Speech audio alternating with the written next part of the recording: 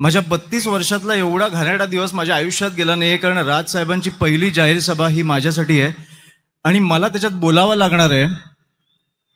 त्याच्यामुळे ही भीती तुमची नाही आहे, तर मागे जे बसणार आहेत ना त्यांची आहे.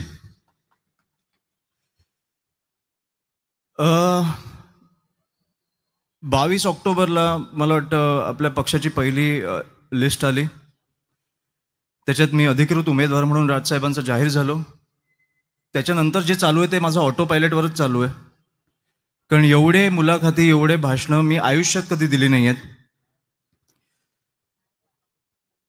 मला वाटतं लिस्ट जाहीर झाल्यानंतर 3 तासात पहिल्या शिवसेनेचा एक उमेदवार जाहीर झाला. त्याच्यानंतर माझ्या काकांना वाईट वाटलं की मी कसा मागे पडलो. 1-2 दिवसात त्यांचा पण उमेदवार जाहीर झाला.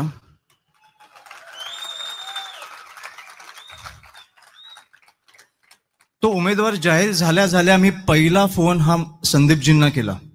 तुम्ही आत्ता पण विचारू शकता, आमच्या संदीप देशपांडे सरांना केला, कारण मी बातम्या ऐकायला लागलेलो की कुठेतरी वरळीमधनं माघार घेतली तर आम्ही माहीममधनं माघार घेऊ. हे फक्त बातम्या येत होत्या, मला माहीत नव्हतं खरं आहे की खोटं आहे.